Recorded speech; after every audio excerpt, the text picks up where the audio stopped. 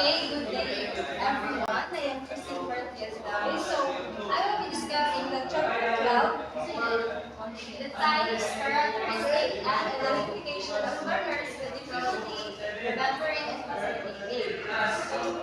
So this chapter provides an orientation on two disabilities of learners with difficulty remembering and focusing, learning disabilities, and attention deficit a hyperactivity disorder, which make academics particularly challenging for learners even if they are provided with adequate and appropriate instruction, and despite having generally average level of intelligence. So, let's define the learning disability. So, learning disabilities have been given different definitions. So first, Individuals with Disabilities Education Act or IDEA defines learning disabilities, specific learning disability as a disability in one or more of the basic psychological processes involved in understanding or in using language, whether spoken, written, manifest in terms of imperfect ability to listen, think, speak, read, write, spell, or to perform mathematical calculations. This includes perceptual disabilities, brain injury, minimal brain dysfunction, dyslexia, and developmental impairment. So also, according to National Joint Commission on Learning Disabilities, or NJCLD, defines learning disabilities as a general term referring to a heterogeneous group of disabilities manifested by significant difficulties in acquiring and using listening, speaking, reading, writing, reasoning, or mathematical abilities. These abilities are inherent in the individual that are caused by dysfunctions and the central nervous system that is present during one lifespan. So according to American Psychiatric Association or APA, they usually use the learning disability as a clinical and diagnostic setting. Instead of learning disabilities, it uses the term learning disorders. Specific learning disorder is defined as a neurodevelopmental disorder that hinders one from learning academic skills. Learning diagnosed with specific learning disorder perform below average in terms of reading, writing, and mathematics, according to Hayward et al. 2017. So let's now discuss the characteristics of learners with learning disability. Individuals with learning disabilities have problems in terms of reasoning, memory, attention, selecting, and focusing relevant stimuli, and in perceiving and processing of visual and auditory information. Among the problems are reading problems, written language deficiencies, math underachievement, poor social skills, attention deficit and hyperactivity disorders, behavior problems, and low self-esteem or self-efficacy. So let's now define the dyslexia or reading problems. So the learners having dyslexia, they have the difficulties with accurate or improving word recognition and by spelling and decoding ability. So ang mga learners na may dyslexia is maglisod sila og basa, maglisod sila og spelling. So if dyslexia. So let's now proceed to written language divisions. So learners' ability in terms of writing, example spelling, and reading is way below what is expected of their age. They have difficulty communicating their ideas through their writing. So ang mga learners pag ganay written language deficiencies is pag-lisod sila og spell, isang kapila nagawag ko na sa ilaha ang word like encounter nila, pero mag-lisod ka og spelling, mag-utang sa itong punctuation, and also they have difficulty communicating their ideas through writing. Kana mag-lisod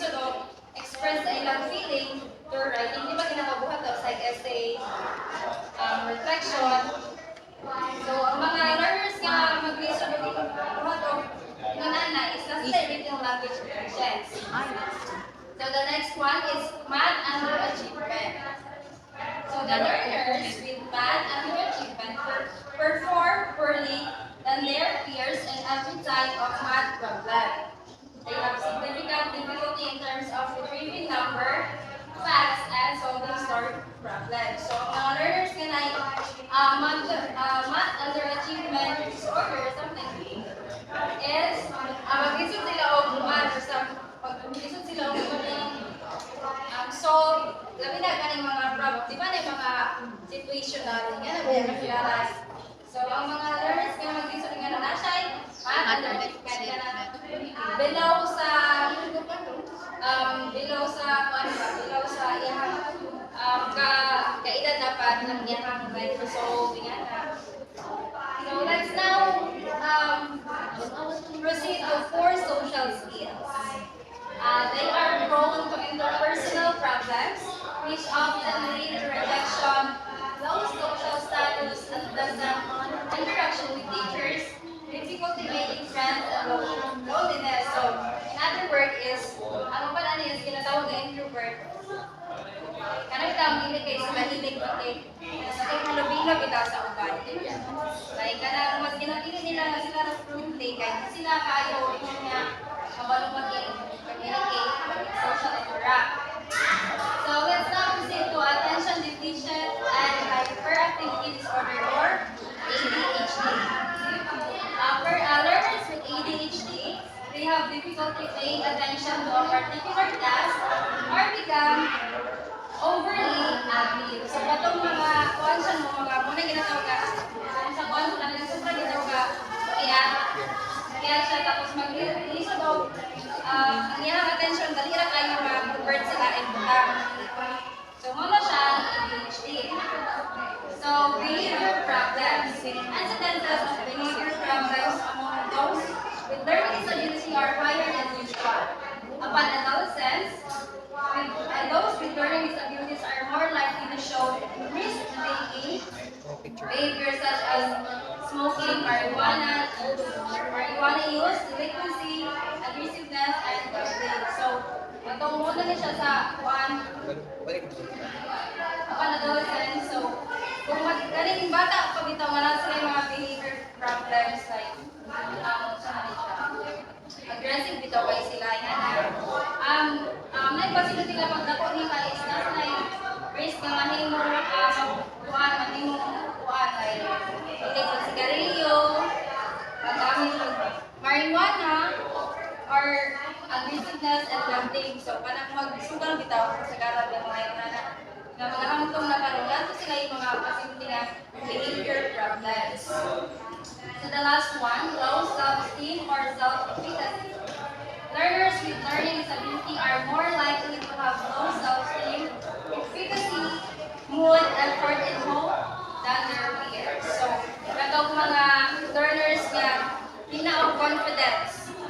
So, kasagaran din sa mga learners na learning disability mo is one siya, more likely to have low self-esteem. So, ulawon, mga sila confident, kaysa sa ilahang kakuan, peers.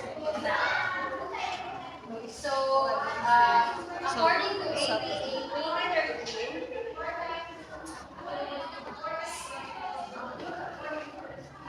the uses of the following specifiers in the diagnosis of learning disorders.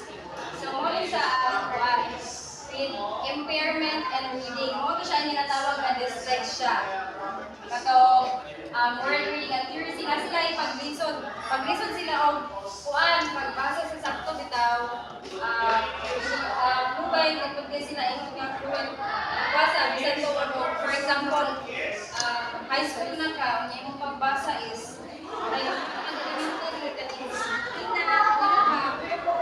hindi ka fluent, hindi ka magpapag-struggle, sa ilaha. So, with impairment and written expression, so pareha na itong morang isa written language deficiency, no? Pag-lisod ng spell, grammar, punctuation accuracy, clarity or organization of written expression. So, katong mag-lisod o sulat sa, like, sa tuwa na kami, siguro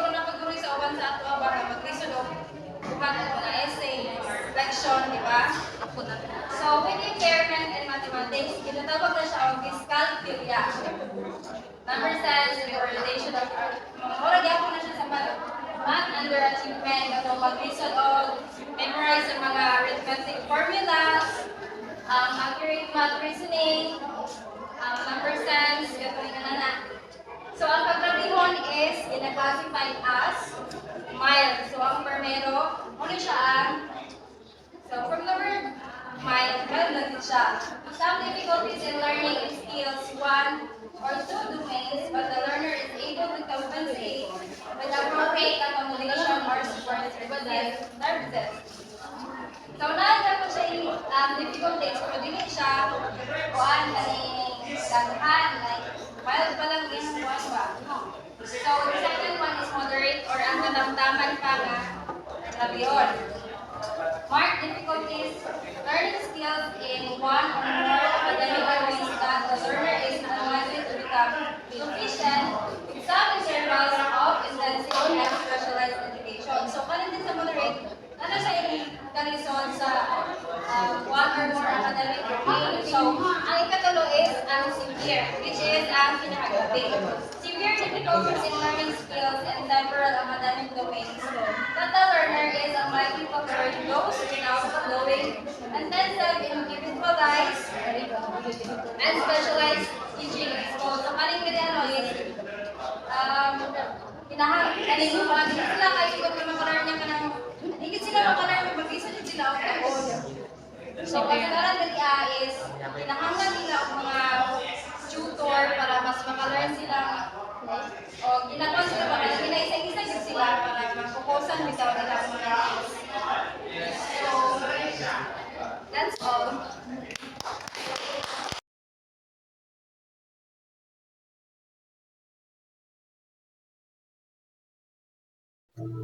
Good day everyone, this is Anjanette Pedres and we will be discussing about the characteristics of learners with ADHD. So there are three characteristics of learners with ADHD. First is inattention, second is hyperactivity, third is impulsivity. So inattention, the description of inattention is having trouble staying focused, easily gets distracted or gets bored with a task before it is completed.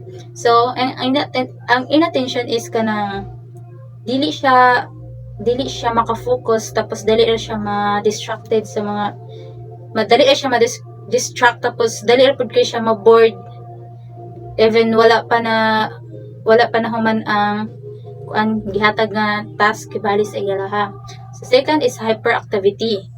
So having difficulty sitting still, playing quietly or relaxing, moving around constantly, often running or climbing inappropriately. So sa hyperactivity is kanang dili makapuyo og ingkod biskan asa na lang mag-ingkod kaingkod na sa diriya mobalhin na pod tapos hilom lang siya magdula or relax tapos dili makapuyo siya magsigirag lakaw-lakaw ay magsigirag dagan-dagan tapos magsigi og kuan saka-saka. Next is impulsivity. So acting without thinking, guessing rather than taking time to solve a problem, or blurting out answers in class without waiting to be called on or hearing the whole question. So, impulsivity is kanang mag-take din siya action kay bali na wala gahuna-huna kung unsay consequence ato tapos and sa kibali example sa classroom is kanang kuan ng pangutan ay wala pa na human ang pangutana or wala pa kagi pangutana yan itubag na ka mo na siya impulsivity. So, usual comorbidity of ADHD. So, ADHD is usually comorbid with intellectual disability and learning disability. Many children with ADHD also other disorders like including autism spectrum disorders, tic disorders, and obsessive compulsive disorders. So, there are 12 other symptoms that may be also come combined with ADHD. First is the obsessive compulsive disorder. The obsessive compulsive disorder or OCD is a mental health disorder characterized by intrusive thoughts, obsessions, and repetitive behavior or compulsions that a person feels driven to perform in order to alleviate anxiety or distress. So OCD is considered a chronic, lifelong condition, but effective treatments like cognitive behavioral therapy and medication can help manage the symptoms. Early diagnosis and treatment are important for improving quality of life for those affected by these disorders. So second is oppositional defiant disorder. So the oppositional defiant disorder, or ODD, is a behavioral disorder characterized by a pattern of defiant, disobedient, and hostile behavior towards authority figures such as parents, teachers, and other adults. So causes of ODD are thought to involve a combination of genetic, neurobiological, and environmental factors. Effective treatments included behavior therapy, parent training, and in some cases medication. So ang oppositional defiant disorder is kanang naana na sa genes kibali siya. Tapos ang ODD typically emerge in early childhood around ages 2 to 8 and can continue into the teenage years if left untreated. Pag dili ay ang kanang siya ang mga typically nga naana nga siya nga sakit is nasa nagidad nga 2 to 8 tapos mag-continue siya hangtod sa magdako siya pag dili siya matambalan. Tapos it is more common in boys than girls. So common siya sa boys, dili ay ang kibali ang niya is sa boys, dili sa girls. Third is conduct disorder or CD. It is a serious behavioral and emotional disorder in children and adolescents. It is characterized by a persistent pattern of disruptive and violent behaviors that violate the rights of others and societal norms. Conduct disorder is a serious condition that if left untreated can lead to more severe antisocial behavior, substance abuse, and criminal activity in adulthood. So pag ang kaning conduct disorder is dili siya matambalan dayon is mag-lead to siya para sa severe antisocial behavior, tapos makabuhat siya og mga criminal activities mo na siya. Fourth is the bipolar disorder. So bipolar disorder, also known as manic depressive illness, is a mental health condition characterized by extreme mood swings between periods of mania or elevated mood and energy and depression. So kabalo naman yun maning sa bipolar disorder, no? Mo ni siya kibali ang mag-change ang mood, dali ra mag-change ang mood niya. The bipolar disorder is a chronic, lifelong condition that typically begins in the late teens or early adult years. It is treated with a combination of medication such as mood stabilizers and antipsychotics and psychotherapy. So kani diri sa bipolar is kanang mo ba ni siya katong mag-every change ang mood nimo, tapos dapat kanang pag nakainga na dapat magpatingin na jud ka sa psychotherapy, magpa-therapy na kaabot sa imong mood swing. 5 is dyslexia. So dyslexia is a learning disorder that involves difficulty reading due to problems identifying speech sounds and learning how they relate to letters and words. So dari ang dyslexia is mo ni siya ang katong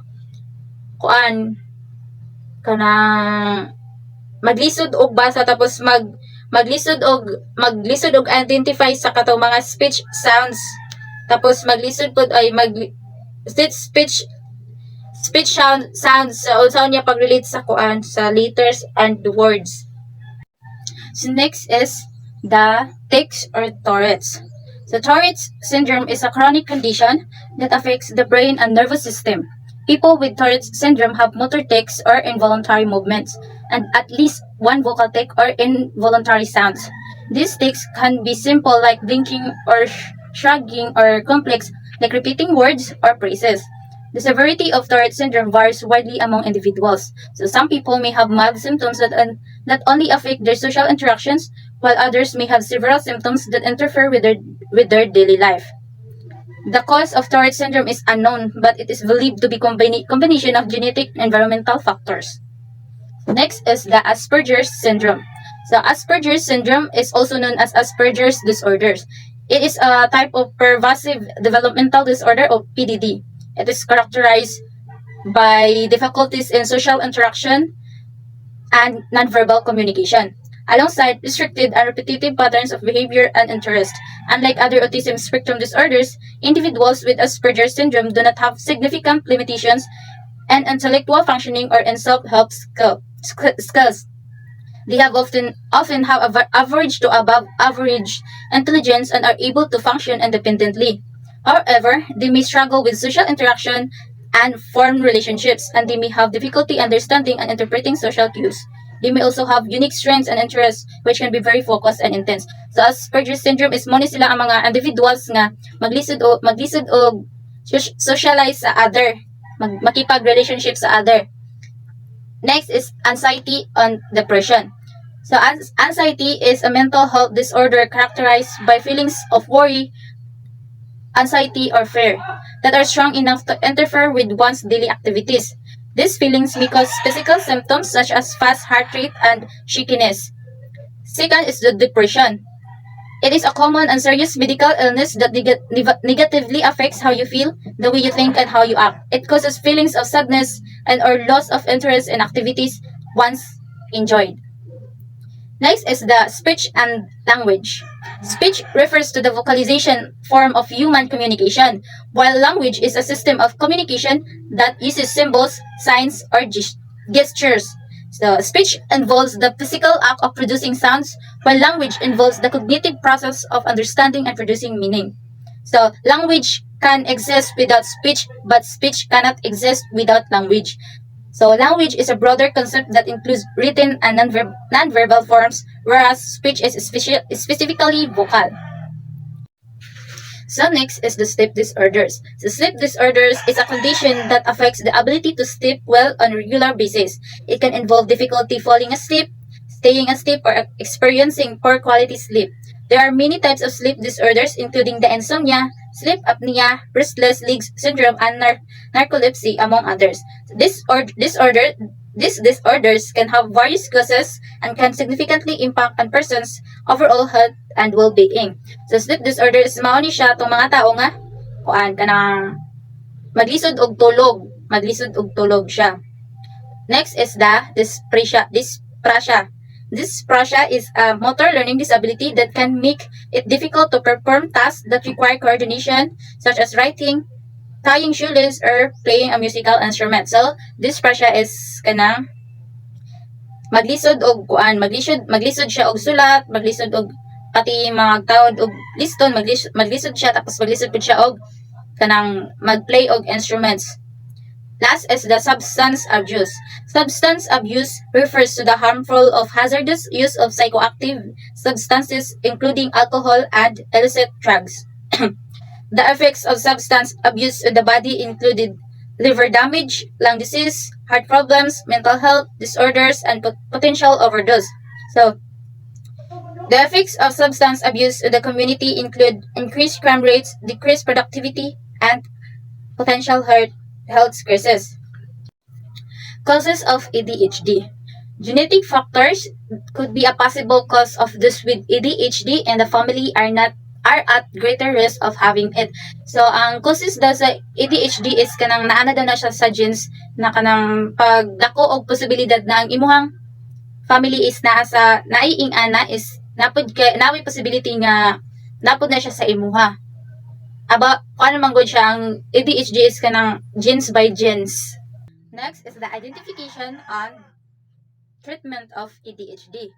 So one of the tools that teachers can use in order to identify learners with ADHD is the Vanderbilt ADHD Diagnostic Teacher Rating Scale, which measures ADHD and other associated symptoms such as oppositional defiant and conduct disorders and anxiety or depression symptoms. So ang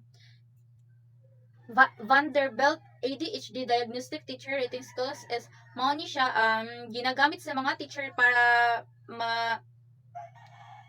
makabalo sila kung kinsa to nga mga learners ang naay ADHD para alagi para mahibal-an nila ang mga learners nga na ADHD. Mao na ang Vanderbilt and ADHD Diagnostic Teacher Rating Scales. Mao na ang ginagamit. Mao na ang ilang ginagamit para ma-identify nila to mga learners na ADHD. Treatment for ADHD typically involves a combination of behavioral therapy, mitigation, and support from parents and teachers. Behavioral therapy can help students develop coping strategies and improve their organization skills. Medications such as stimulants or non-stimulants may also be prescribed by a healthcare provider to help manage symptoms. So it is important for teachers to work closely with parents and healthcare professionals to create a supportive environment for students with ADHD, including implementing accommodations in the classroom to help them succeed academically. Next is atypical and atypical development. So the following shows the stages of attention development which could help teachers and parents identify whether the child is still a par with peers or if there is a delay. So this could be helpful in identifying whether a child could be having difficulty in terms of remembering and focusing, and if intervention is needed. So there are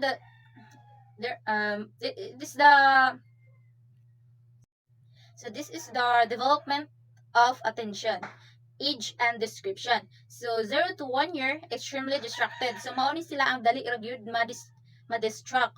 So 1 to 2 years concentrates on tasks of own choosing. Kani sila is kanang makakonsentrate na sila sa kanang ilahang mga own nga ginapili. Kanang own task na ilang gipili. Tapos sa 2 to 3 years can shift attention from one activity to another with adults' help. So sa tabang sa kanang adult is dali ra sila mag-shift og attention sa isa ka activity to another. Sa 3 to 4 years is can switch attention without adults' help. Kani sila is dali ra sila maka-switch og attention nga walay adult nga motabang sa ilaha. So in 4 to 5 years, attention is two-way. So attention is indeed a two-way street. It involves both the giver and the receiver. When someone pays attention, they are actively engaging with the subject or person, while the receiver also plays a crucial role in acknowledging and reciprocating that attention. This mutual interaction is essential for effective communication, understanding, and building meaningful connections. So 5 to 6 is attention is established and sustained. So attention is established and sustained. Yet attention involves both establishing and sustaining focus. Initially, attention is directed towards something of interest or importance. Once established, sustaining attention requires maintaining focus over time, resisting distractions, and staying engaged with the subject or task at hand. So this ability to establish and sustain attention is vital for various cognitive processes including learning, problem solving, and effective communication. So kani sila is kaning 5 to 6 is mao ni sila ang katong focus, grabe na sila mag-focus, dili na sila dali yung Good day everyone. This is our second topic entitled Visual Comorbidity of ADHD. ADHD means Attention Deficit Hyperactivity Disorder. ADHD is usually comorbid with intellectual disability and learning disability. Many children with ADHD also has other disorders including autism spectrum disorders, tic disorders, and obsessive compulsive disorder. Ang usual comorbidity disorder is a condition sa individual nagapakita o pattern ng kulang sa attention, hyper o kanang dili gani kapuyo. Pero ng control sa ilang kaugalingon and also dili sad sila maka-focus sa ilang ginabuhat. And for example is nakay anak nga ADHD, kung nabalaan mo na dito sa akong ibang mention na katong dili kapuyo, tapos you have the right to consult the doctor sometime sa iyo pa para maagapan. Figure 12.1 shows other symptoms that also comorbidity with disorders. Na 12 ka buo ko ang ako isulat diri akay diri na ako isulat. Ang una is OCD, obsessive compulsive disorder. Ang OCD is, ang kaning OCD is disorder nga pangmatagalan kung baga ang mga taong may OCD is dili magkontrol sa iyang paguna-una. Kanang iyang gibuhat is paulit-ulit tapos wala siya nakasabot. Second is ODD, Oppositional Deficient Disorder. Ang ODD is, ang kanina disorder is a conditions na naiugnayan sa mga pamatasan sa mga bata. Isa na siya kasakit sa pag-uugali. Kanang for example is kanang bata nga musukol sa ilang ginikanan and also sa ilang maestra o sa ilang kapwa bata. Third is CD or conduct disorder. Ang conduct disorders is kanang mga bata nga mga badlong nga dili mo sunod sa ilang mga parents. For example is pag suguon sila dili sila mo tuman. And also bipolar disorder. Ang bipolar disorder ay isang mental na karamdaman. What is bipolar disorder? Ang bipolar disorder is a mental na karamdaman na naging sanhi ng kakaibang pagbabago sa mood. For example is kanang bata nga karon buutan tapos pagkataod-taod maghinalita ng mga away na sa iyang kauban ng mga bata. Kalima is dyslexia. Dyslexia is kanang mga bata nga naglisod og tuon sa mga bagay o kanang naglisod og kuan sa kanang pagbasa, pagsabot sa ilang kaugalingon o dugay makagets sa, for example sa eskwelahan, dugay makagets o mga task nga ihatag sa teacher.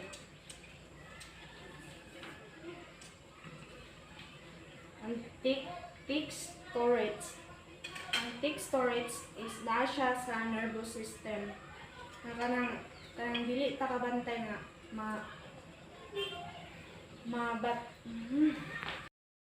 tick storage.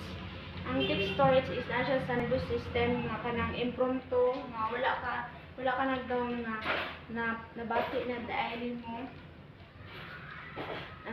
Nabati na nimo mga kuan ni siya sa imong mga muscles and also mulala daw ni siya pag matigulang na ka. Pwede sab siya sa mga kuan, mga bata nga mag-edad 20 plus ma-encounter nimo ang ani nga disorder.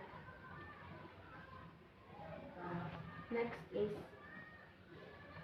Asperger's syndrome. Asperger's syndrome is maka-affect sa mga bata gikan sa ilang pagka-baby kanang for example is kanang bago pang panganak ba tapos madaan na ganin ilang sakit sa pagtigulang nila. Next is anxiety or depression. Anxiety, depression is kanang mood nga kanang makakuan mo maka-encounter ka og kanang sadness and dili na kabalo mag-handle sa imong problems no. Next is speech and language. Kanang speech and language is kanang mga tao nga mga lisod og pronounce sa words o kanang for example is na like kailang kanang maglisod og gitok sa letter na R o S nga na.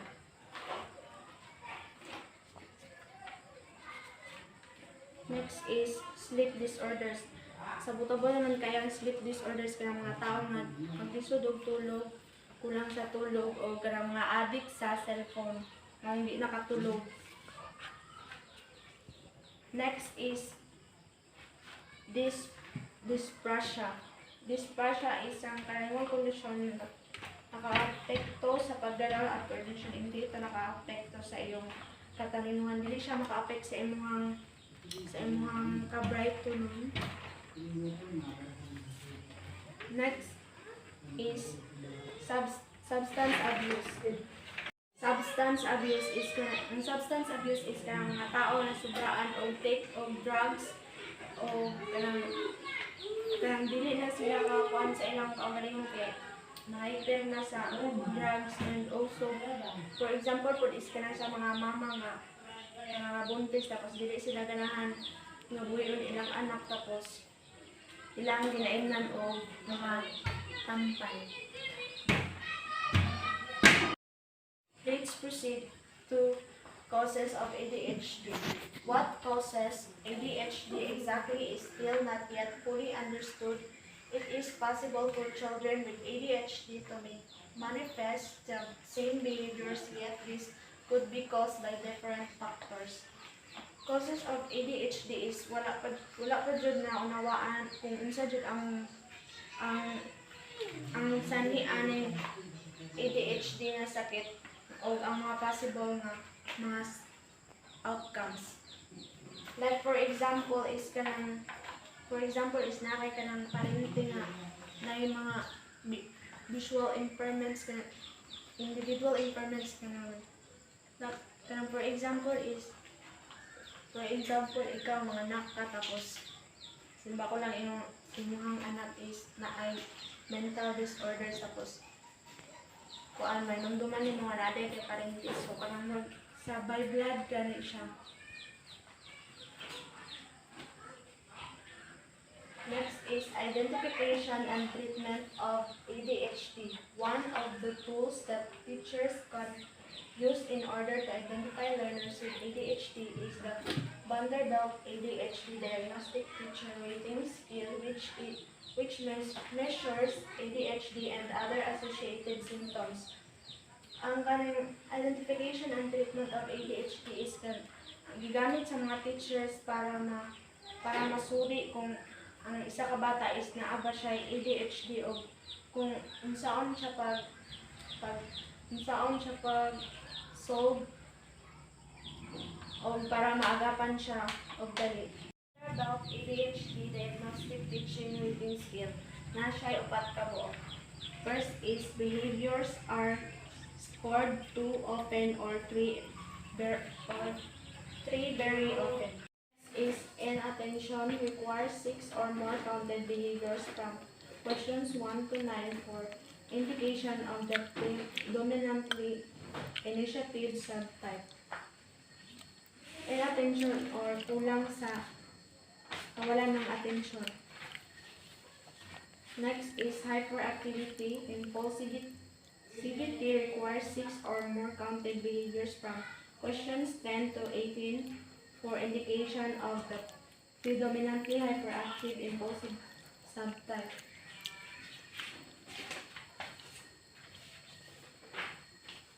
Need siya of 6 test scores, and then ang combined subtype requires 6 or more counted behaviors each on both the inattention and hyperactivity impulsivity dimension.